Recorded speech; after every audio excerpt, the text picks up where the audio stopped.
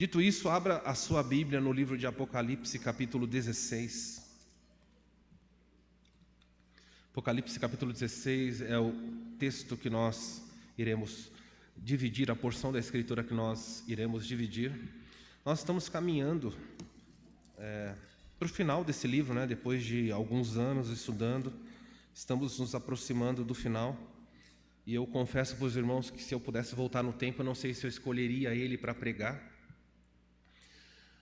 Vocês sabem que eu louvo a Deus porque os irmãos têm sido fiéis, me acompanhado no estudo desse livro ao longo desses anos.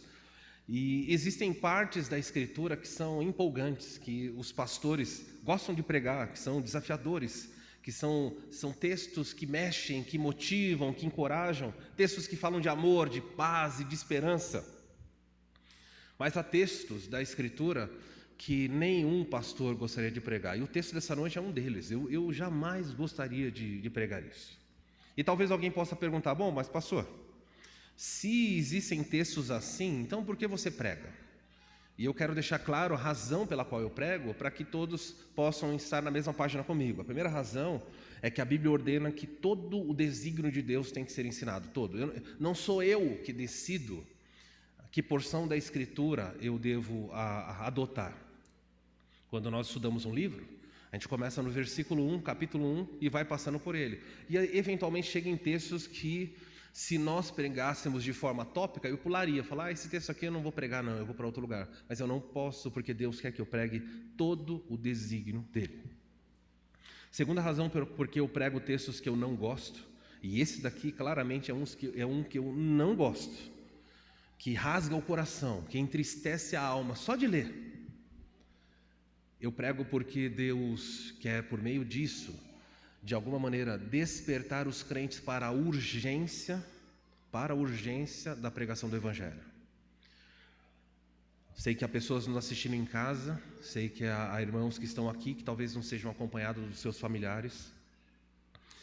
E eu quero despertar você que é crente, para que você veja quão sério é a mensagem do Evangelho. Não é uma mensagem banal. O texto vai nos contar o que vem pela frente, para este mundo, não para a igreja, mas para este mundo. E ao fazer isso, eu quero desafiar você a pregar com zelo pelas pessoas que você ama, porque se essas pessoas não se converterem, isso que nós vemos é o que aguarda eles.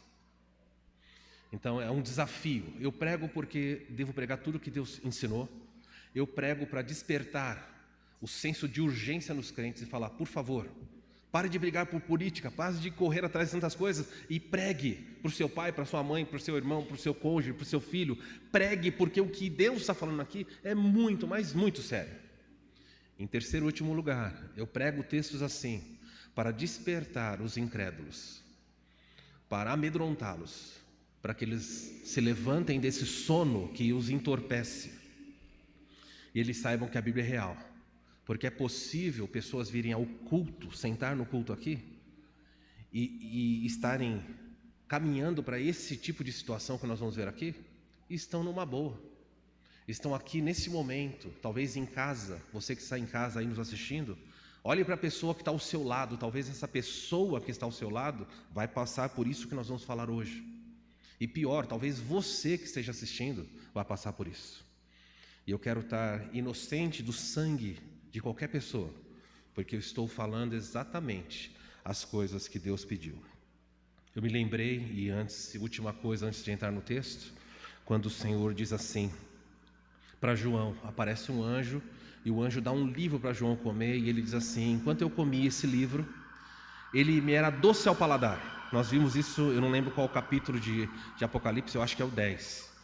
E ele fala: eu comi o livro era doce à minha boca, mas quando caiu ao meu estômago se tornou amargo e difícil.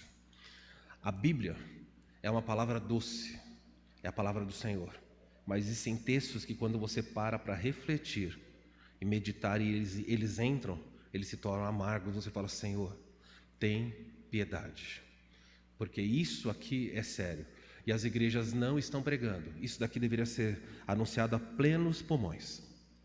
A Bíblia está repleta de mensagens de amor, como eu falei, amor, esperança e tudo mais. Mas a Bíblia também tem mensagens de alertas, mensagens de juízo. O Senhor Jesus anunciou o juízo muito mais do que ele anunciou o amor, sabia disso? Jesus falou sobre o inferno mais do que qualquer outro personagem bíblico. Ele conhecendo falou, não, alerte as pessoas, não vá para lá, lá o fogo não apaga, o verme não morre. Ele fez alertas, ele estava indo para a cruz, em frangalhos, cortados por chicotes, as pessoas estão chorando, ele olha e fala, não chorem por mim, chorai por vós e vossos filhos. Não sou eu sei para onde eu estou indo, sei porque eu vim, vocês, o que aguarda vocês é terrível. Ele olhou para Jerusalém e falou, Jerusalém, Jerusalém, que mata os profetas, quantas vezes eu quis ajuntar vocês, como a galinha quis juntar os seus filhotes, mas vocês não me ouviram. Eis que virá dias em que a vossa casa ficará deserta, e vocês não me voltarão a ver, até que venham a dizer, bendito que vem o nome do Senhor. Ele anunciou juízo, e falou, despertem. E desde então, 2 milênios já se passaram, e o mundo está adormecido no entretenimento. E essa mensagem aqui é uma mensagem dura, mas é uma mensagem que tem que lembrar isso. Que Deus tenha misericórdia de nós, que Deus nos ajude. Vamos olhar para o capítulo 16. Eu não vou ler o texto, eu vou explicando à medida que eu for falando na leitura. O capítulo 16, ele encerra. O capítulo 16 inteiro é o término de toda a tribulação. Ele encerra, exatamente o momento que precede a volta de Jesus à terra. Esse é o que está nesse capítulo. Mas espera aí, pastor, Jesus não vai voltar só no capítulo 19? Como que ele pode agora, esse capítulo está precedendo? Os juízos de Deus, os últimos juízos de Deus, eles são todos concentrados nesse livro, de modo que, embora não haja consenso, os grandes estudiosos bíblicos acreditam que os eventos que nós vamos ler aqui agora são eventos que não poderiam ser desenvolvidos em meses, o mundo não sobreviveria. Algumas das calamidades aqui, as pessoas dizem que no máximo um dia suportaria, alguns dizem que são horas, e são juízos cumulativos. As 7 taças que Deus tem, chamadas taças de ira, são derramadas e mal passa o efeito da primeira, a outra cai. Passa o efeito da segunda, a outra cai. É assim que ele vai fazer. Não dá. É por isso que Jesus diz em Mateus 24, olha, depois daqueles dias de tribulação, nunca houve como antes e nem haverá depois. E Jesus fala, se aqueles dias não fossem abreviados, olha o que Jesus fala, não restaria vida na terra. É isso, Jesus está falando do que nós vamos ler aqui, tá bom? Então vamos ver, caminhar aí e entender. Desculpa, uma última coisa, eu mencionei como é que ele vai encerrar tudo no capítulo 16, se ainda tem o capítulo 17, 18 e assim por diante. Quando encerrar o 16, terminou o livro de Apocalipse, Jesus voltou à terra. Ele vai entrar no capítulo 17 e 18, ele vai fazer um retorno, ele vai simplesmente falar assim, tem coisas que eu não contei, eu vou voltar lá para contar, a história já acabou, mas eu vou retomar algumas coisas que vocês não sabem, tá bom? O 17, 18, ele conta coisas que ele não narrou até agora, mas já voltando para dentro da tribulação, mas a tribulação terminou. E o 19, ele conta da volta de Jesus, que ele também não conta aqui. Tudo acaba no 16, o resto é só voltar por outro ângulo para contar coisas que nós não sabemos. Dito isso, então vamos caminhar e explicaremos o texto durante a leitura. Qual é a verdade central do texto dessa noite? A verdade central é essa: os juízos de Deus, eles são a última chance da humanidade. Por que eu digo isso? Porque o nosso Deus é um Deus de amor. Ele veio como um bebê, nasceu numa manjedoura e ele anunciou amor. Ele viveu ajudando, curando e fazendo tantas coisas boas. O mundo falou, nós não queremos, mataram ele. Ele foi embora, mas por amor ele formou um grupo, criou a igreja e falou, ide por todo mundo pregar o evangelho, e a igreja foi para o mundo afora, evangelizando, salvando, abençoando. As pessoas falaram, nós não queremos, mataram os crentes, jogaram aos leões, crucificaram, queimaram. No futuro a igreja é tirada, e Deus ainda por amor levanta 144 mil testemunhas, 144 mil homens como o apóstolo Paulo, e manda mundo afora para pregar por amor, e eles pregam. E depois dessas 144 mil testemunhas por amor, Deus levanta 2 testemunhas que têm o mesmo poder, não são eles, já falei, mas agem no poder de Elias e Moisés, os maiores profetas que esse mundo já viu. E o mundo diz, nós não queremos, e matam eles também. Então Deus diz: ok, vocês não querem o amor? Então eu vou trazer a disciplina, e eu vou graduar a disciplina. E nós chegamos no capítulo 16, a disciplina de Deus está no auge, é a disciplina mais severa, não tem como passar. Vocês lembram que o capítulo 15 termina dizendo assim: o santuário celestial se abre, o templo no céu aparece, 7 anjos saem carregando taças curtas, como pratos, travessas, tá bom? Não copo, travessa, que são juízos rápidos que serão derramados. Quando os anjos saem, o texto fala que ninguém mais pode entrar no templo celestial, e o lugar se enche de fumaça, e Deus diz: ninguém entre aqui, até que os juízos sejam feitos. A ira de Deus vai se expandir ao máximo naquele lugar, vai ser contido ali. E agora Deus fala, mais uma vez, no capítulo 16 vai aparecer a mesma palavra que apareceu uma única vez na cruz. Quando Cristo está prestes a morrer, ele fala, tetelestai, que significa, está consumado. E ele fala, hein? Pai, nas tuas mãos entrego o teu espírito. Tetelestai, acabou, foi embora. Agora vai ser uma palavra que o próprio Deus vai dizer. Ele vai derramar os 7 juízos. Quando cair os juízos, ele fala assim, tetelestai, está consumado, está feito. Não tem mais nenhum juízo a ser apresentado. Tudo bem? Então agora vocês estão vendo, os juízos de Deus são a última, nesse capítulo é a última chance da humanidade, não tem mais esperança. A partir daqui, certeza do juízo. O objetivo da mensagem de hoje, então, é mostrar qual é a resposta da humanidade. Como é que a humanidade responde aos últimos juízos de Deus? O que Deus espera? Deus faz algo esperando algo e o mundo reage de uma forma. Vamos ver aí. Bom, primeiro vamos explicar o texto, versículo 1. Vai acontecer assim: ouvi uma voz vinda do santuário, depois eu falo dos seres viventes. Ouvi uma voz vinda do santuário, dizendo aos 7 anjos: ide e derramai pela terra as 7 taças da cólera de Deus. Então, vão aparecer locais aqui que você tem que identificar. O que ele quer dizer? Santuário é o lugar, é o templo celestial. Ele fala assim, uma voz vinda do santuário, ou seja, os anjos saíram do santuário, não ficou ninguém lá dentro, só Deus. Alguns dizem, quando eu mostrei a primeira imagem dos 4 seres viventes, que são os 4 anjos mais poderosos que existem, e talvez esses 4 seres viventes ficaram lá dentro. Então você tem a pessoa de Deus, Deus Trino, os 4 seres viventes e mais nenhum anjo na sua presença. E alguém diz para os 7 que saíram: ide e derramai pela terra, andem por toda a terra derramando isso daqui. E levem as 7 taças, na minha versão diz cólera. Você sabe o que é cólera? É uma ira, não vou falar que é incontrolada, porque o nosso Deus ele mantém sob controle, mas ele fala é uma ira que chegou no ponto máximo. O mundo, a maldade do mundo chegou no ponto máximo. Então Deus expande a sua ira no ponto máximo e fala assim: eu vou tratar a maldade de vocês. Vocês agora abraçaram o anticristo, vocês mataram as minhas testemunhas, estão matando aos milhares os crentes, estão queimando, estão degolando os crentes. Bom, então eu vou expandir minha ira também, para que a minha ira caia sobre vocês e vocês sejam fortemente golpeados por ela. Ouvi uma voz vinda do santuário, uma grande voz. Se você quiser grifar a expressão grande voz, porque o capítulo 16 é chamado do capítulo das grandezas, porque a palavra grande vai aparecer várias vezes. Aconteceu uma coisa grande, então chama a palavra grega para megala, a ideia de uma coisa enorme. Ouvi uma grande voz, essa voz já apareceu em outros lugares. No capítulo 1, João fala, eu estava na ilha de Patmos, e ouvi uma grande voz atrás de mim. Quando virei para ouvir quem estava falando, era Jesus. Então você sabe que essa grande voz é Deus falando. E por que é dito grande voz? É simplesmente, quando Deus fala, a voz dele é tão poderosa, tão enorme, que todo mundo entende que algo extraordinário aconteceu. No batismo de Jesus, um único exemplo, Jesus se batiza, o céu se abre, o Espírito Santo desce sobre ele.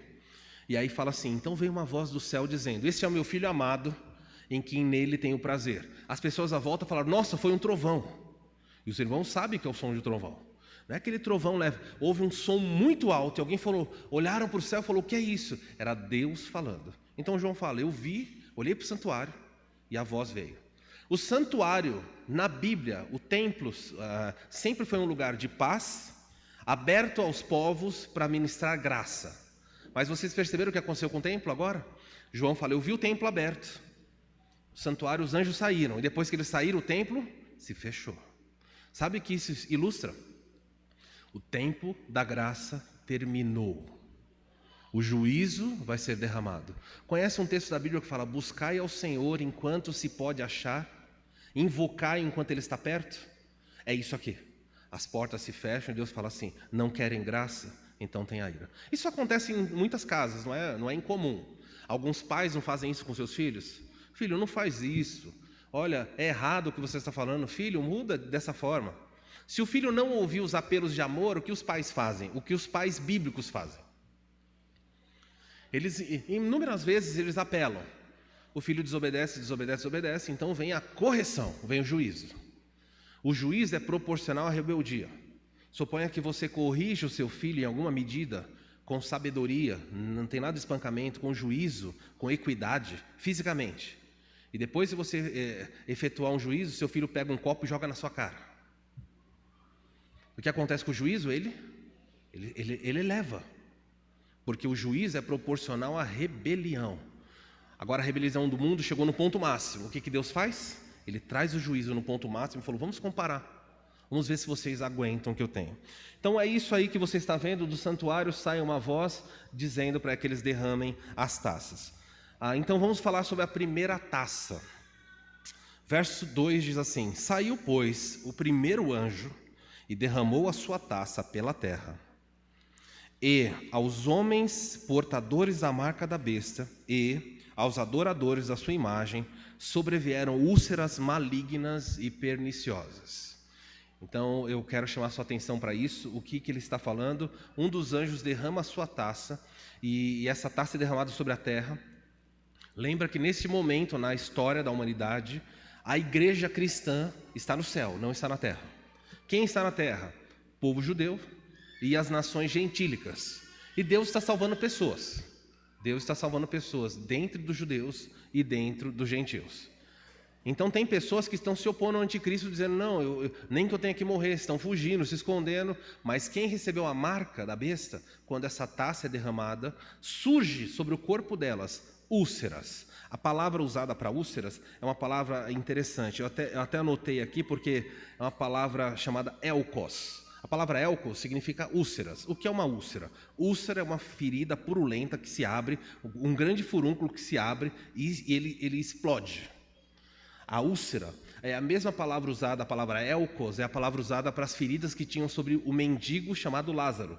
Lembram do texto de Lucas? Que falava, havia um mendigo sentado na porta do rico, o seu corpo coberto de feridas, e os cães vinham lamber. O texto fala que quando Deus derrama isso, qualquer pessoa que adore a besta, ou tenha a sua marca, sobre o seu corpo começa a explodir feridas, do alto da cabeça até o pé. É um juízo severo demais. E Deus já fez isso na história. Eu tomei nota de algumas coisas. Quando ele fala assim, saiu, pois, o primeiro anjo e derramou a taça aos homens portadores, então não são a toda a humanidade, mas só quem tem a marca, e sobrevieram úlceras malignas e perniciosas. Eu tomei nota aqui, tentei ilustrar as pessoas, os gráficos tentam mostrar isso. É uma coisa horrenda, porque surgem feridas, são feridas dolorosas. Diz o texto bíblico que Jó experimentou esse tipo de ferida. Feridas que cobriram tanto o seu corpo que Jó ficou desesperado porque ele queria coçar. Então ele pegava cacos de telha, ele quebrava a telha para ficar uma ponta. E ele coçava entre as feridas, um pouquinho de pele que ele tinha com a ponta, para aliviar. As feridas sobre o corpo de Jó eram tão grandes, o mau cheiro era tão grande que Jó não podia ficar na casa, ele tinha que ficar ao relento. Então ele está falando de uma ferida não só dolorosa, um tipo de tumor, um câncer que começa a explodir sobre as pessoas, que produz um odor horrível. É isso que está vindo sobre as pessoas. O que acontece se uma pessoa está hospitalizada e feridas surgem sobre o seu corpo? Rapidamente uma enfermeira, alguém vai lá, vai fazer limpeza, e vai medicar, e vai tratar, e vai limpar. Mas por mais que você troque os curativos, se você não trocar vai infeccionar, o mau cheiro é muito grande. O que aconteceria se grande parte da população da Terra se tornar cheia de feridas. Reparou como o mundo hoje gosta de filmes de zumbi? Aquelas pessoas meio caindo assim, em pedaços e tal. O texto bíblico está dizendo que esse tipo de coisa vai acontecer. Ah, pastor, mas está exagerando demais. Será que é literal? É literal, e ele já fez isso na história. Por exemplo, os estágios do juízo de Deus, eles são, olha como Deus é bondoso até no juízo. Em primeiro lugar, por exemplo, ele já fez isso aí de feridas no Egito. Então Deus, quando falou para Moisés, vai libertar o meu povo, o faraó vai dizer não, você vai pegar um pouco de cinza e você vai chegar diante do faraó com as cinzas nas mãos. E diante do faraó você vai jogar cinzas para o alto. Quando você jogar cinza para o alto, todo o povo do Egito, menos os israelitas, o povo egípcio vai ser coberto de feridas. Desde faraó, os seus filhos até os sacerdotes, todos vão ser cobertos de feridas por causa dessa cinza. E então você vê que Deus, quando efetua um juízo, ele muitas vezes faz um juízo local, ele derramou só sobre o Egito, não tocou mais nas nações. O mundo se rebelou contra Deus, ele avançou no segundo estágio. O segundo estágio de juízo é um juízo parcial. Ao longo dos livros de Apocalipse, você viu que tem selos, e alguns dos selos e trombetas, ele fala, 1/3 da vegetação foi queimada, 1/3 da água, ou seja, é um juízo que saiu do local, se expandiu, mas ele ainda é parcial, não é total. Nesse capítulo, o texto fala que o juízo é total, ou seja, o planeta todo vai ser tocado, de forma que haverá muita confusão e dor. O que se faz quando você tem feridas? Você vai querer lavar. Deus sabe disso. Deus sabe que você vai precisar de medicamentos para que isso seja corrigido. Muito bem. O Senhor disse a Moisés e a Arão, peguem um punhado de cinzas de um forno de olaria, ou seja, era cinza comum, não tinha nenhum pozinho especial. Deus falou, pega a cinza aí da madeira que queimou o tijolo de barro, e Moisés deve lançá-las no ar diante dos olhos do faraó. O faraó tem que ver essa fumaça subir. As cinzas se espalharão sobre a terra do Egito como uma poeira fina e provocarão feridas purulentas, cheias de sujeira, não é? Nas pessoas e nos animais, ou seja, até os animais vão ser tocados. Então Moisés, diante do faraó, lançou as cinzas ao ar e surgiram feridas, tanto nas pessoas como nos animais. Nem mesmo os magos, os bruxos do Egito, conseguiram permanecer diante de Moisés, pois surgiram feridas neles e também em todos os egípcios. Deus já fez isso. Deus, ele pode colocar feridas sobre pessoas e ele vai fazer isso. O primeiro castigo dessa taça é fazer com que as pessoas sejam tomadas de tumores tão dolorosos que eles não tenham o que fazer. Se você já cuidou de um querido seu que surgiu feridas, conheço pessoas que ficaram hospitalizadas muito tempo por ficarem numa determinada posição, surgiram feridas nas costas. A pessoa não encontra mais posição para ficar deitada.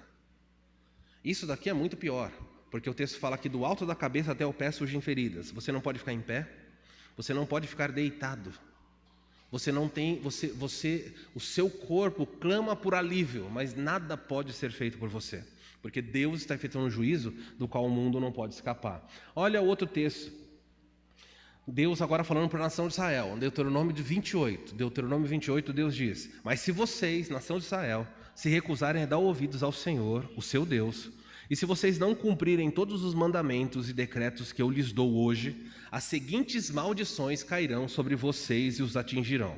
O Senhor os afligirá com feridas purulentas do Egito. Ele falou para o povo, judeus, eu vou colocar o que eu fiz sobre os egípcios, eu vou colocar sobre vocês, com tumores, sarna e coceira incurável. Então Deus falou, se vocês não obedecerem, o que eu fiz no Egito eu vou fazer sobre vocês. E o povo sabia que aconteceu no Egito, era um alerta e tanto. Olha o último texto de Deuteronômio 28, ele fala assim, o Senhor te ferirá com úlceras malignas nos joelhos e nas pernas, das quais não te podem curar, desde a planta do pé até o alto da cabeça. O que ele fez no Egito, expandiu, agora ele vai fazer sobre qualquer pessoa que recebeu a marca da besta. Ele está dizendo, eu vou punir vocês. Deixa eu falar sobre a segunda taça. As pessoas estão cobertas de feridas. O que elas querem? Eu preciso me lavar, eu preciso fazer alguma coisa para aliviar o meu sofrimento. Versículo 3 diz assim, o segundo anjo derramou a sua taça sobre o mar, e esse se tornou em sangue como morto. Preste atenção aí no que Deus está falando. E morreu todo o ser vivente que havia no mar. Todos. Sabe o que significa isso? A vida marinha deixa de existir. Todos os peixes morrem. Então Deus, se você olhar para esse texto, você sabe que ele reproduziu isso no Egito também. Já fez isso no Egito em algum lugar? Ele falou assim: Moisés, vá até o Nilo e faça com que o Nilo vire sangue. Se você contar para as pessoas, elas dizem assim: que bobagem, vocês acreditam nisso? Deus fala: ok, vou reproduzir em escala global. Mas eu quero chamar a sua atenção, porque alguns podem olhar para isso e dizer assim: pastor, mas será que é sangue literal que está acontecendo aqui? Eu diria para você, eu gosto de lidar com o texto conforme o texto diz. Algumas vezes o texto diz assim: apareceu tal coisa, ele fala assim, semelhante a, parecida com. Mas quando ele fala, e o mar se tornou em, muda a figura. A pergunta é que os pregadores, as pessoas sempre querem achar uma razão científica para justificar isso aqui. Não existe razão científica, deixa bem claro para vocês. Não existe como na ciência reproduzir isso aqui. Isso daqui é miraculoso. Não é uma coisa que a ciência pode fazer. Mas, por exemplo, eu conheço historiadores que dizem que existem fenômenos na natureza que podem produzir uma espécie de água vermelha. Eu não sei quantos acompanharam, recentemente aconteceu no Mar Morto, parte ficou vermelha, o pessoal ficou assustado. Em 1949, na Flórida, 1949 na Flórida, houve um evento dessa magnitude. Surgiram algas chamadas dinoflageladores. Dinoflageladores. E o que aconteceu? Essas algas, sem nenhuma explicação, surgiram e eles cobriram a costa da Flórida numa extensão de 160 quilômetros. Toda a vida daquela região morreu. Os pescadores que tentaram comer peixe naquela região desenvolveram problemas neurológicos gravíssimos, porque a toxina que aquilo soltou na água, mesmo se você provasse qualquer coisa, ela desencadeava quase loucura nas pessoas. E eles ficaram apavorados, do mesmo jeito que veio, sumiu, e no ano seguinte voltou de novo. Então, alguns dizem, vai acontecer algum tipo de coisa assim. Mas o texto traz alguns detalhes interessantes. Eu queria que você olhasse para os detalhes do texto. Ele fala: o segundo anjo derramou a taça no mar, e esse se tornou em sangue. Ele podia parar aí, mas ele acrescenta um detalhe: um sangue como? Sangue como de um morto. O que significa sangue como de um morto? Eu fui atrás, eu queria entender, tem diferença entre o sangue de um vivo e um sangue de um morto? Ok, tem diferenças. Se você for tirar sangue, o seu sangue vai ser liquefeito, ele vai manter essa aparência de líquido, porque você está vivo, para que ele possa circular o tempo inteiro no seu corpo. Mas se você morrer e você retirar o sangue de um morto, esse sangue ele tem uma coloração. Se você tirar sangue vivo, esse sangue é líquido e vermelho. Se você tira o sangue de um morto, ele é um sangue escuro, ele é um vinho escuro e ele começa a ficar gelatinoso, ele começa a coagular, ele fica uma espécie de uma gelatina mole. O texto aqui está dizendo que o mar não se tornou água vermelha, ele se tornou como uma geleia, alguma espécie de como se estivesse coagulando. Não tem como vida viver nisso aí. E o texto fala que morreram todos os peixes. Alguns já perguntaram para mim, mas e o Leviatã? Sabe, perguntaram para mim, porque o texto bíblico fala que o Leviatã veio no mar, e nós não temos relato de que ele morreu, aquele grande animal poderoso que Deus fez. Eu só posso dizer o que o texto diz: morreu todo o ser vivente no mar, todos, não sobrou nenhum, todos os peixes que você imaginar. O que acontece no nosso planeta em que 75% é água, e grande parte água salgada? Talvez você possa pensar, ok, nossa, morreu vida marinha. Pode imaginar as comunidades que vivem da pesca, as comunidades que dependem disso, o colapso total. E o cheiro? Vocês já viram o que acontece? O cheiro da terra já não está bom porque as pessoas têm feridas. Logo depois, você vê o mar e a podridão, os peixes boiando, morte, tudo aquilo que está no mar morre. E o mar não fica fluido, ele fica como uma gelatina. Vida não procede mais ali. Ele fica escuro, um cor de vinho tinto, bem forte. Deus está derramando. E esses juízos são cumulativos. As úlceras não sumiram. Continuam as úlceras. Caiu sobre o mar um juízo. A terceira taça. O que Deus faz? Bom, alguém pode dizer, já que se a gente não tem água no mar, o que a gente faz? Vamos pegar pelo menos sem água doce para a gente beber. Derramou o terceiro anjo a sua taça sobre os rios, e as fontes de águas se tornaram em sangue. Estão entendendo o que está acontecendo agora? Ele acabou com toda a água salgada, e agora o anjo tocou nas fontes de água doce. O rio Amazonas, o rio Jaguari, que passa aqui em Bragança. O texto fala que as fontes de água foram tocadas e as fontes de água se tornaram em sangue. Não tem água. Não tem água salgada, não tem água doce. Está vendo por que esse juízo não pode ser longo? Não dá para falar assim, ficou um ano com esse juízo. Tem que ser juízos assim, rápidos, sumários, porque Deus está executando o que Ele precisa. Por isso alguns acreditam que esses juízos caem na última semana. 7 dias antes de Jesus voltar, vai cair um desses por dia.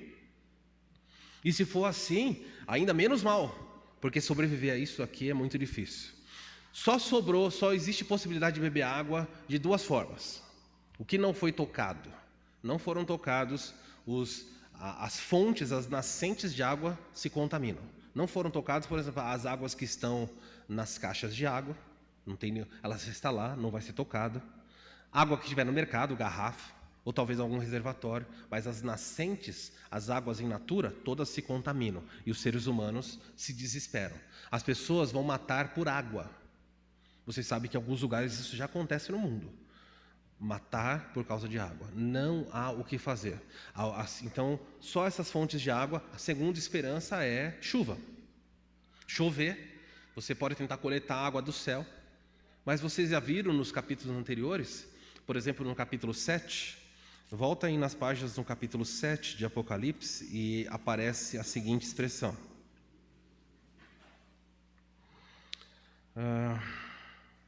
7:1. Depois disso, vi 4 anjos, eles estavam em pé nos 4 cantos da terra, conservando seguros os 4 ventos da terra, para que não soprasse sobre a terra, nem sobre o mar, e não sobre árvore alguma. Você sabe o que acontece se o vento parar? Você sabe por que chove? Chuva depende de vento.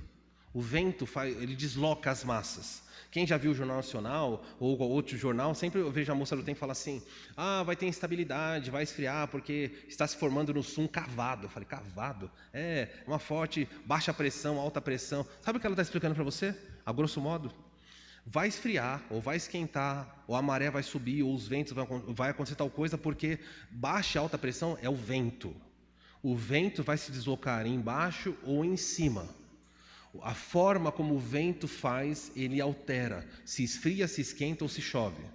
Se a pressão for embaixo, ele faz com que aquilo suba e as nuvens fiquem muito carregadas e elas vão se precipitar em algum lugar.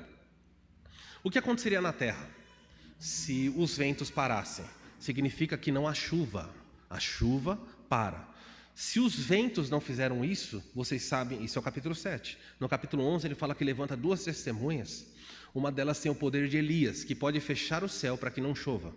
E eles fecham o céu, não sabemos se em todos os lugares, mas ele ordena para que não chova. Então você já tem uma crise hídrica acentuada, porque na primeira parte da tribulação, 1/3 do mar foi contaminado, 1/3 da água foi contaminada, a da fonte doce foi contaminada, parou de chover, então você já tem um problema hídrico tremendo. Agora Deus fala, não tem mais água, é só a que sobrou para vocês.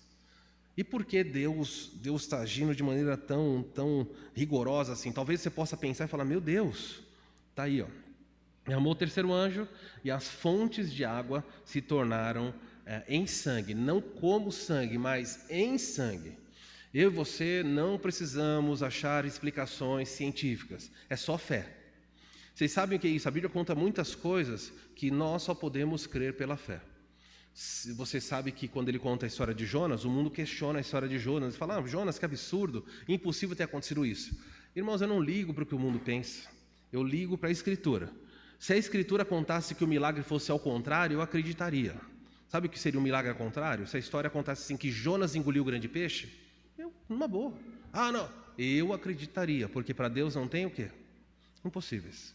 Se Deus falou, quem fez a água? Quem fez o sangue no seu corpo? Deus sabe fazer sangue? Se Ele fez água em vinho, Ele pode fazer água virar também sangue. E Ele está dizendo, eu farei isso. Vou colocar úlceras, vou contaminar o mar vai acabar. Você sabe que lá na frente, no livro de Apocalipse, ele fala assim, e o mar já não existe? Por que será que ele fala isso? Vi novos céus e nova terra, e o mar não existe mais. O que será que está acontecendo para essa transformação toda?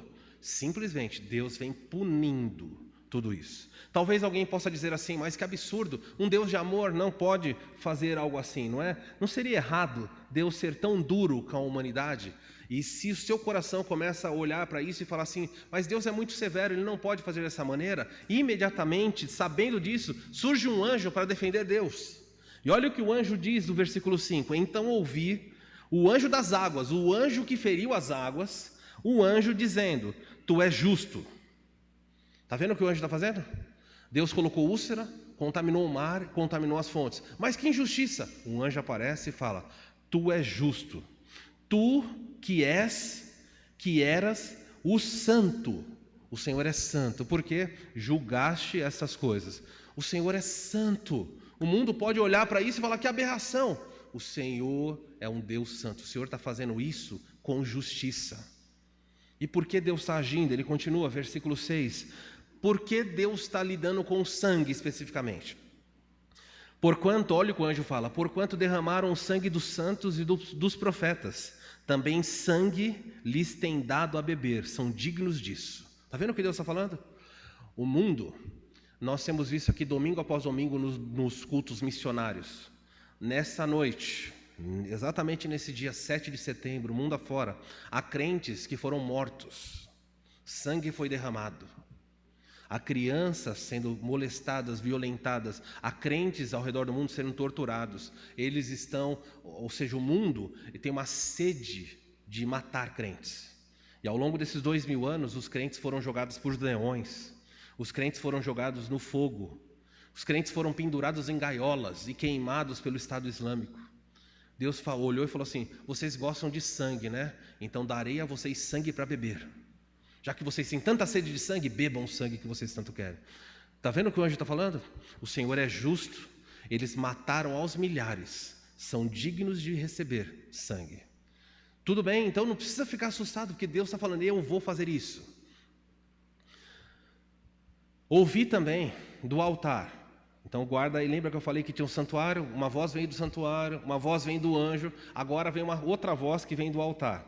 Ouvi a voz do altar que se dizia, certamente, ó Senhor Deus Todo-Poderoso, verdadeiros e justos são os seus juízos. Quem são esses que estão falando aqui? Então veja, Deus castiga o mundo severamente. Úlceras, acaba com o mar, acaba com a água. O pessoal fala, nossa, o anjo fala, o Senhor é justo. Por quê? Porque eles são assassinos, beberam sangue das pessoas, dá a eles sangue também. Surge do altar uma voz, que altar é esse? Não é do santuário, não é de dentro de onde Deus está, é de fora.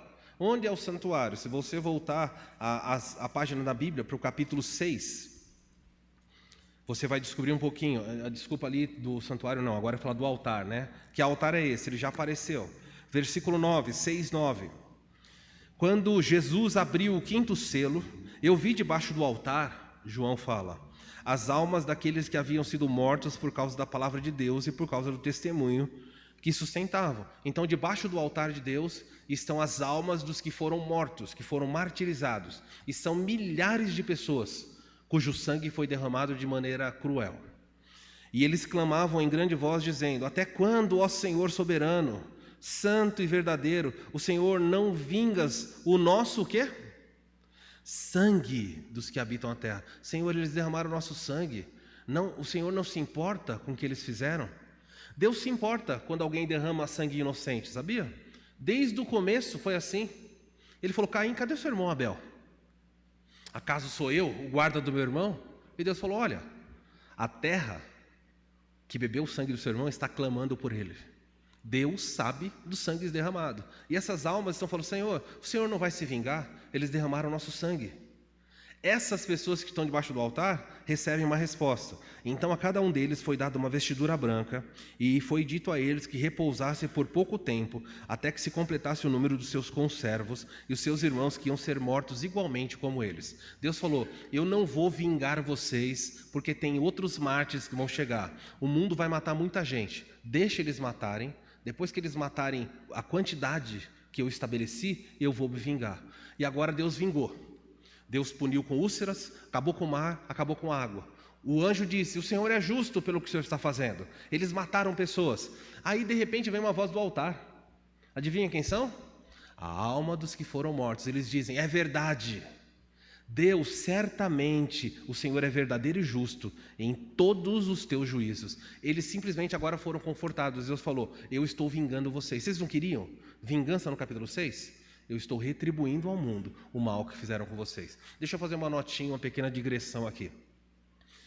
Talvez você esteja aqui e eu quero que você saiba o seguinte: Deus se importa do mal que é feito contra você. Não é só o derramamento de sangue. Deus se importa com os seus filhos que são oprimidos, perseguidos, torturados. Você já foi roubado alguma vez? Você já caiu num golpe? Alguém passou a perna em você, roubou dinheiro, tirou dinheiro da sua conta, assaltou sua casa, bateu no seu carro e não pagou? Alguém trouxe algum tipo de lesão, lesou você moralmente? Deus está contabilizando isso e Ele vai fazer essas pessoas prestarem contas. Você não gostaria de ver aquela pessoa que fez muito mal para você sendo responsabilizada? Porque muitas vezes não acontece nada e os crentes ficam bravos. Senhor, a pessoa fez um monte de coisa que é errada comigo e eu ainda fiquei com a conta. Você paga o seguro do seu carro direitinho, vem uma pessoa e bate no seu carro. A culpa é da pessoa e ela não tem seguro, ela fala: não vou pagar, o problema é seu. E você fala: eu tenho andado certo e eu fiquei com a conta. Eu estou trabalhando direitinho, uma pessoa faz uma coisa errada e inventa uma coisa e eu fui mandado embora. Deixa eu dizer para você que todo o mal que é feito contra você, cada um do mal que é feito contra você, está sendo anotado. Linha, não passa nada. E Deus uma hora fala: vem aqui, vou prestar contas. Eu vou acertar, vou trazer. Por isso ele diz para nós, Romanos capítulo 12, verso 18: não vos vingueis a vós mesmos, amados. Não façam isso. A mim pertence a vingança, eu retribuirei, diz o Senhor. Eu. Agora, se o seu inimigo tiver fome, dá de comer, se tiver sede, dá de beber. Deixa que eu vou lidar com ele lá na frente. Entende por que os crentes não têm que ficar se vingando? Fechando a digressão. Deus sabe do seu sofrimento e vai lidar para responsabilizar os que querem o seu mal. Deixa nas mãos de Deus. Ele sabe retribuir bem mais do que você. Ele sabe e Ele pode. Vamos continuar. Quarta taça. Estão desanimados? Falei para você que eu não queria pregar esse texto, mas... quarta taça. O que acontece na quarta taça? Versículo 8. O quarto anjo derramou a sua taça sobre o sol, e foi-lhe dado queimar os homens com fogo. Estão entendendo o que está acontecendo agora? Deus colocou úlceras, tumores surgiram nas pessoas. Os tumores não surgiram, Deus contamina o mar e mata o mar. Não tem comida. Deus vai e toca na água, não tem água para beber. E as pessoas falam assim: nossa, eu não tenho água. Qual a pior coisa para acontecer com quem não tem água? Ele fala: eu não tenho água. E aí Deus fala: eu vou agravar. Ele manda o calor. E Ele manda um sol. E gente, quando eu falar do sol, ele diz assim: o quarto anjo derramou a sua taça sobre o sol. Ele foi lá e toca no sol. E foi dado ao sol queimar os homens. Não sabemos como isso acontece, mas já teve casos. Os historiadores ficam perguntando: como é isso? Vocês sabem que nós temos buracos na nossa camada de ozônio. E isso pode acontecer de possibilidades, então o texto não está falando isso. Pode surgir buracos na camada de ozônio em que o sol passe tão forte naqueles pontos, não em toda a Terra, porque não sobreviveria ninguém, em alguns pontos, e ele começa a queimar. Por onde ele vai passando, a Terra está girando, naquele lugar em que o sol pega, ele vai matando pessoas, e realmente matando queimado. Vocês sabem por que Deus está matando pessoas queimadas? Porque muitas vezes o mundo ímpio queimou crentes. Sabiam disso? Queimou pessoas, a Inquisição queimou pessoas na fogueira? Diversos homens e mulheres na fogueira. Estado Islâmico queimou pessoas? Queimou pessoas. Em alguns países de linha muçulmana, pessoas são colocadas no sol para morrerem de insolação, queimadas, são enterradas até uma parte do corpo e fica da cintura para fora. E fica lá para o sol, até não aguentar mais. Em alguns presídios, se descobrem que você é crente, eles colocam você numa gaiola feita de bambu, e eles colocam um plástico em volta, para não ventilar, e só deixa o sol bater. A pessoa é cozida. Na primeira igreja, na segunda igreja do livro de Apocalipse, uma das igrejas, eu acho que é Esmirna, ele fala assim, olha, aí na cidade tem um homem chamado Antipas. Antipas foi cozido dentro de um touro. Mandaram fazer um touro de bronze, colocaram água, colocaram ele dentro e fecharam ele e colocaram no fogo. A pele dele soltou. Deus falou, vocês são bons em queimar?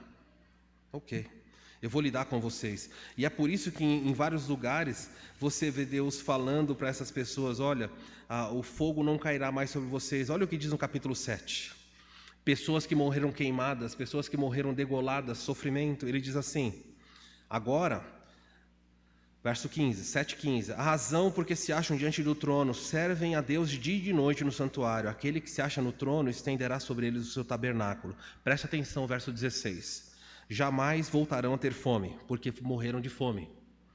Nunca mais terão sede. Adivinha? Morreram de sede. Nem cairá sobre eles o sol, porque morreram sendo colocados no sol. E o texto fala, e nem ardor algum. O que é ardor algum? Foram queimados no fogo. Deus falou, ok. Vocês gostam tanto de sangue? Bebam sangue. Vocês gostam tanto de queimar pessoas? O sol vai fazer isso.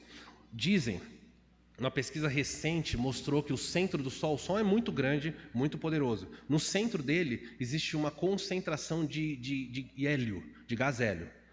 E as autoridades dizem que se esse centro, só esse lugar que está concentrado, se ele explodir, ele basicamente ia queimar as pessoas vivas na Terra. Por onde o sol batesse, ele queimaria as pessoas. Só precisa que haja uma explosão na direção da Terra. Todos os dias o sol tem pequenas micro-explosões. Micro para ir para o tamanho do sol, porque é micro, lá sabe que é grande. E ondas, existem ondas que são emitidas. Se uma dessas ondas vier na direção da Terra, não é nem de calor, tá? Uma dessas emissões vierem na direção da Terra, os equipamentos eletrônicos seriam queimados. Mas a ciência não sabe explicar porque todos os dias tem explosões. Mas o Sol só explode nesse sentido quando a Terra está do outro lado. A Terra passa e explode.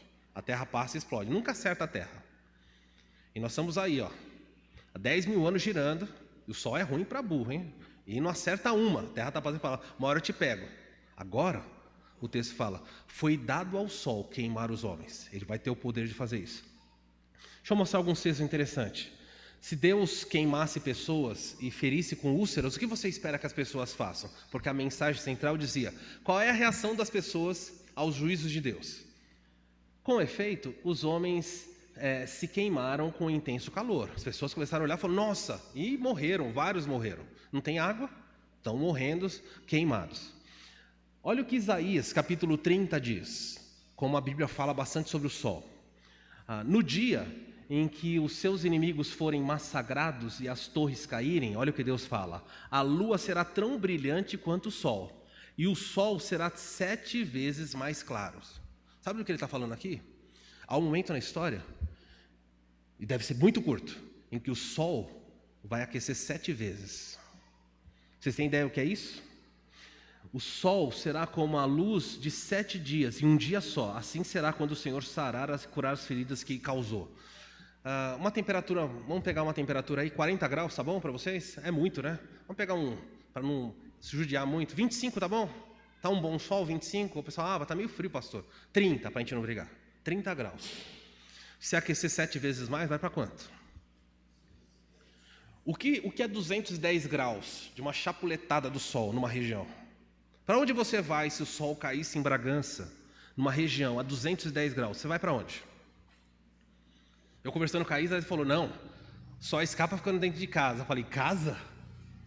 Casa? O que acontece com o telhado da casa? Tem madeira lá no telhado? O que acontece com os fios e conduítes dentro da parede? A gente pega o carro e foge. Carro? Carro? O que acontece com o pneu do carro? O carro vai andar no asfalto. O asfalto é feito do quê? Não tem escapatória. Não tem escapatória. Alguns acreditam que esse tipo de calamidade, sabe? Então deixa eu perguntar para vocês: para onde você vai? Eu vou para o mar. Genial. Não, eu vou para um lugar que tem água. Água? Não tem água no mar? Não tem água no rio? Não tem como fugir? Sobrou o quê? Olha lá, pessoal, criatividade. Pô. Vamos para baixo da terra. Muito bem, então volta as páginas aí, André. Olha que interessante. Quando nós chegamos em alguns lugares, o texto fala assim, verso 16, Apocalipse 6,16. Então as pessoas disseram aos montes e aos rochedos: caiam sobre nós, escondei-nos da face daquele que está no trono e da ira do Cordeiro, porque chegou o grande dia da ira deles, e quem pode subsistir? Só dá para sobreviver se você entrar em buraco. E o mundo é muito inteligente. Estava lendo esses dias que o dono da Meta, o mesmo dono do Facebook e tudo mais, WhatsApp, existe um lugar, na reportagem não falava o lugar, os mega trilionários do mundo, eles mandaram construir edifícios subterrâneos. Todos eles têm bunkers enormes, não sei quantos metros embaixo da terra, muito abaixo da terra. Aí perguntaram para um deles: por que você está fazendo isso? E ele falou: olha, olhando para o atual cenário mundial, pode ser que algum dia seja necessário.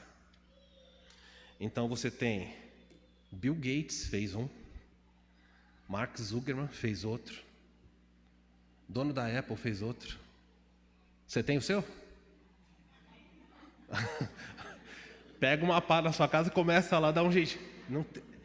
E esse pessoal está se preparando. Quem já viu o filme de fim do mundo, não é? Que vai cair um meteoro, não sei para onde o pessoal vai, para dentro de montanha, buraco. Está aqui. O texto fala: eu vou castigar o mundo. O próprio Jesus e outros homens da Bíblia falaram sobre o sol, efeitos no sol. Pergunta a você: o que faria se Deus castigasse assim? Vamos clamar por socorro. Resposta da humanidade: e blasfemaram o nome de Deus, que tem autoridade sobre esses flagelos, e nem assim se arrependeram para lhe darem glória. Viu o resultado? Deus desce a mão, espera que o ser humano fale: Senhor, perdoa-nos. Não, eu gostei dessa imagem. O que você vê nessa imagem acontecendo? O homem está sendo queimado pelo sol.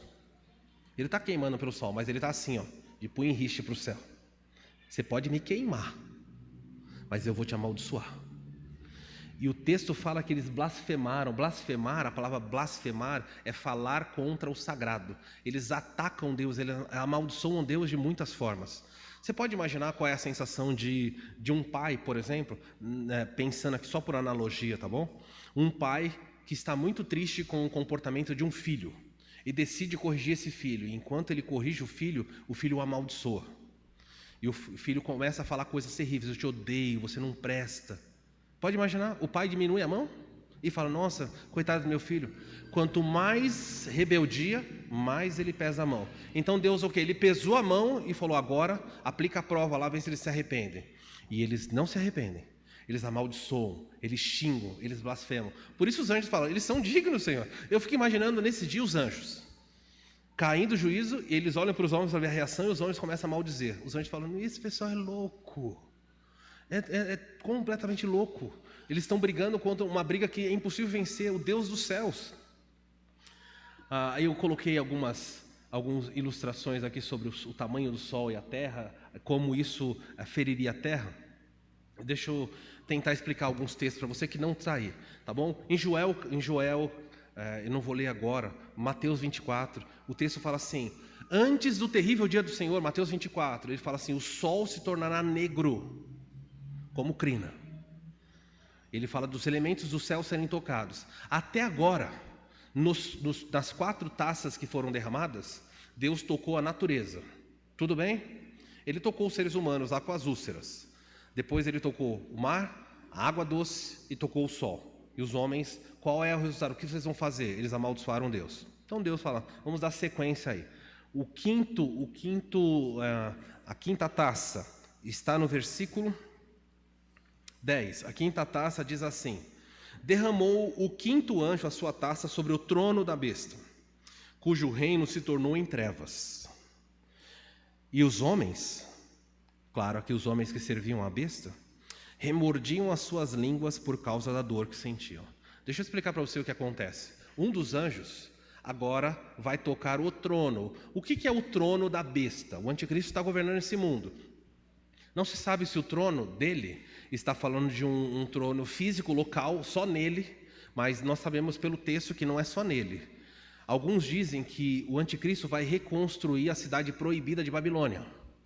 Há uma profecia bíblica dizendo: Babilônia não será reconstruída. Então há pessoas que acreditam que o anticristo vai para as regiões do Iraque e vai reconstruir aquela cidade.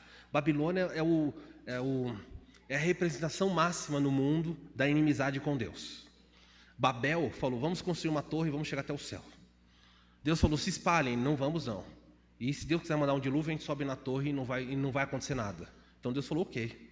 Babel é o centro do problema mundial. É de Babel, antes das pessoas espalharem pelo mundo, que surgiram a inimizade, as línguas, os homens se uniram para fazer o que era errado, Deus trouxe confusão. De Babel, quando o mundo espalhou, eles levaram a cultura babilônica, a adoração babilônica. E o mundo hoje, basicamente, na sua ampla região do mundo, basicamente é um mundo babilônico. Nós vamos ver isso no capítulo 17. Capítulo 17 e 18, Deus fala assim, o anjo fala: vou contar para vocês o que aconteceu com a Babilônia religiosa e a Babilônia política. É isso que vai falar ali. Então Babilônia é muito ruim. O trono do anticristo pode ser o lugar onde ele governa, pode ser a extensão do seu governo, mas certamente vai ser sobre ele e sobre os seus súditos. E Deus coloca sobre eles o texto diz assim, tá? Tocou ali e houve trevas.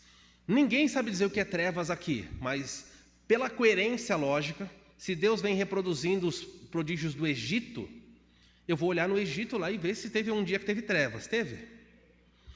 Então, como você tem lá nas penúltimas pragas, o texto fala que Moisés estendeu a mão e houve trevas sobre o Egito.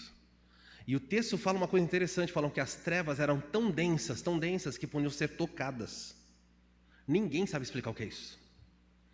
Houve uma treva tão enorme que você podia passar a mão e sentir. Alguns dizem que foi um grande nevoeiro. Não sei se alguma vez você já entrou no nevoeiro, uma fumaça tão densa que você fala: nossa, não estou enxergando nada. A Dalton recentemente estava andando de moto, né? E havia fogo na pista, no acostamento, e aquela fumaça enorme atravessando a pista. Ele de moto tinha que decidir: paro ou passo? Adivinha o que ele decidiu? Ele falou: vou passar. De moto. Eu falei: deve estar com um tubo de oxigênio, alguma coisa, né, para respirar ou entrar na fumaça. Ele entrou. Só que quando ele entrou, a fumaça era muito densa e muito comprida. E ele falou: pastor, e agora? Eu não posso voltar. Eu não posso virar, que se eu virar eu vou cair. Não dá para ver nada. Então, você conhece ali o primeiro ser humano que andou na fumaça, de olhos fechados, orando: Senhor, e foi acelerando a moto. Saiu do outro lado e falou para mim assim: nunca mais eu entro de moto em algo assim. O texto está falando que Deus vai trazer uma treva tão grande. Pode ser isso o resultado imediato. Lembra o que foi tocado anterior? O sol. Alguma coisa aconteceu no sol. O sol queimou e depois o sol apagou. E uma treva vem sobre a terra. Textos como esse, olha o que Joel fala: farei maravilhas nos céus, antes do dia do Senhor. Farei maravilhas no céu, sangue e fogo. Te lembra alguma coisa? Ele fala: eu vou fazer sangue e fogo, e as colunas de fumaça. O sol se escurecerá e a lua se tornará vermelha como sangue. Viu aqui que ele não fala a palavra como aqui é diferente? Ele não fala a lua se tornará sangue, ele fala a lua ficará vermelha semelhante ou como o sangue. Por isso que ele fala o mar vira sangue, pode acreditar que é literal. Isso tudo vai acontecer antes que chegue o grande e terrível dia do Senhor, mas todo aquele que invocar o nome do Senhor será salvo. Ele está dizendo que vai tocar o sol. E agora ele toca aqui o trono da besta. Resultado, depois, o versículo diz assim: e os homens, por causa disso, remordiam as suas línguas. O que é remorder a língua? Eu vou terminar nesse próximo verso. O que é remorder a língua? Você já mordeu a língua alguma vez? Estava lá distraído, comendo alguma coisa e de repente pegou. Se pega só de relinho assim, você dá aquela parada, Você até desanima, né? Você fala, não, eu nem vou continuar a comer. Às vezes está com a língua agitada, você está comendo e quer falar junto, e aí vem e pega. Mas o texto aqui não está falando de morder a língua. Sabe qual é o verbo usado? Remordiam. O que é remorder a língua? O seu cérebro funciona da seguinte forma. Quando você tem uma dor muito grande, você pode produzir dor em outro lugar, para que o seu cérebro desvie a atenção disso para outra coisa. O texto fala que algo que Deus vai fazer é tão grande, tão terrível, que os seres humanos foram tomados de tanta dor que eles começaram a mastigar as línguas. Isso dói, gente. Eles remordiam a língua em desespero. Por que Deus está fazendo eles morderem a língua? Por que será? Porque eles blasfemaram contra o nome. Eles estão usando a língua para amaldiçoar Deus. E mesmo com as línguas feridas, Deus falou, ok, agora que eu fiz todo esse juízo, certamente esse pessoal vai clamar, porque o texto fala que todo aquele que invocar o nome do Senhor será salvo, não é? Resposta dos seres humanos ao juízo de Deus. Na primeira vez fala, blasfemaram contra o nome de Deus. Agora fala, e blasfemaram o Deus do céu. Agora não é nem o nome dele. Estão atacando a pessoa de Deus. O nome primeiro e a pessoa. Por causa das angústias, das úlceras que sofriam e não se arrependeram das suas obras. Os homens estão tão cheios de Satanás e do seu líder mundial, que eles falam, Deus, você pode fazer o que você quiser. Nós não vamos nos curvar. Por que eu estou falando isso? Porque os juízos de Deus, eles são juízos que levam as pessoas ao desespero como última chance para que elas voltem. Depois disso daqui, nunca mais Deus vai pedir para que eles se arrependam. É a última, esse daqui é a última vez que vai aparecer na Bíblia. Vocês não querem se arrepender? Porta fechada. Eu usei tudo que era necessário, agora a mão vai pesar. Qual a aplicação do texto? A aplicação é essa. A severidade do juízo nunca é a primeira opção de Deus, mas ela proporciona um incentivo maior ao arrependimento. Nunca é a primeira opção. Deus nunca começa pelo juízo. Ele vai pelo amor. Mas se você falar não, então ele vai pesar a mão. Como que incentivo para que você se arrependa. Isso é um alerta para o mundo, é um alerta para você também. Deixa eu dizer para você que você vai começar a semana. Se Deus alertar para você, muda, para de fazer isso que é errado. E você disser não, e disser não, e disser não, sabe o que ele vai fazer? Você que é filho, ele vai colocar a mão sobre você. Não era a primeira opção dele. Mas se ele falar não tem alternativa, eu vou castigar você, para que você volte para o caminho certo. Isso é um alerta para nós. Ande certo com Deus. Por isso o autor bíblico em Hebreus fala, terrível coisa é cair nas mãos do Deus vivo. Anda em retidão. Segundo, cuidado. Quem ignora os inúmeros apelos de amor, torna-se endurecido no coração. Se Deus falar com você, e você fala não, e Ele falar com você, e você falar não, Ele falar não, se você responder Deus várias vezes não, o seu coração é maligno, ele endurece. É por isso que o autor de Hebreus diz assim, se hoje escutais a voz do Senhor, não endureçais o vosso coração, como fizeram os vossos pais. Tem uma pergunta para você. Deus tem falado muito com você para você parar de fazer algo? Deus tem desafiado você a falar, muda, não faz mais isso, para filho, não anda com essa pessoa. Quantos jovens precisam desesperadamente ouvir esse tipo de mensagem? Pais dizendo, não vai nesse caminho, não anda com essa pessoa. Filho, muda de postura.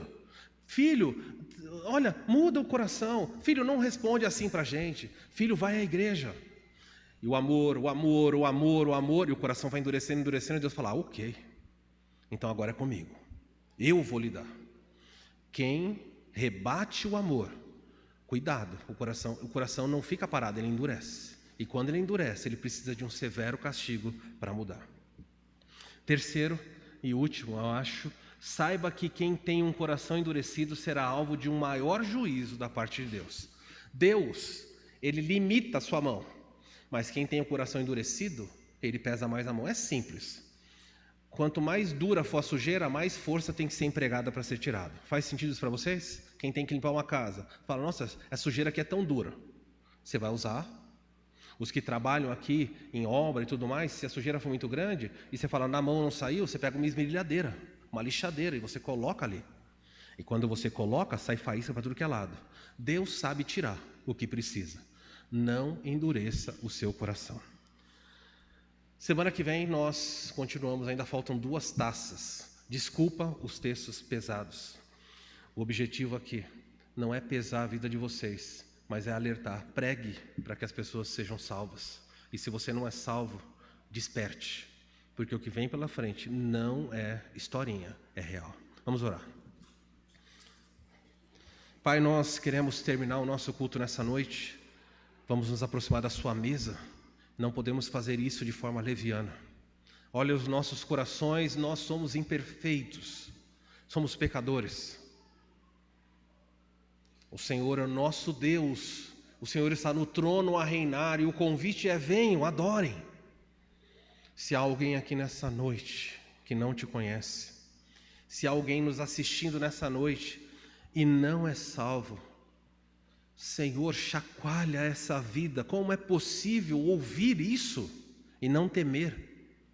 Como é possível ouvir o que vem pela frente e não estremecer e não clamar? Se eu fosse incrédulo, eu estaria em lágrimas, suplicando por salvação. Se eu não te conhecesse, eu não iria dormir, eu não teria paz enquanto não me acertasse com o Senhor. Desperta aqueles que dormem. E entre os teus filhos, aqueles, Senhor, que estão aqui e têm levado de alguma maneira uma vida duvidosa, de desobediência, estão ouvindo o seu convite ao arrependimento e não mudam, Senhor, alerta-os, para que a sua mão não precise pesar sobre eles. Tua palavra é poderosa, coloca lá dentro do nosso coração, não nos deixe esquecer dessas verdades. Traz ao nosso coração o senso de urgência para que a gente pregue. Na nossa casa, pessoas perdidas. No nosso escritório, no nosso trabalho, na sala de aula, pessoas ao nosso lado que estão indo para o inferno. Não nos deixa brincar e sorrir com elas e não compartilhar essa mensagem para que eles tenham a chance de escapar disso. Receba o nosso louvor nessa noite e agora nos aproximar da sua mesa, que nós possamos fazer isso de forma digna. Que cada um aqui esteja examinando o seu próprio coração e decida diante do Senhor se irá ou não participar. Os verdadeiros crentes, Senhor, são convidados à sua mesa. Faremos assim nessa noite mais uma vez até que o Senhor venha. Assim oramos em nome de Jesus. Amém.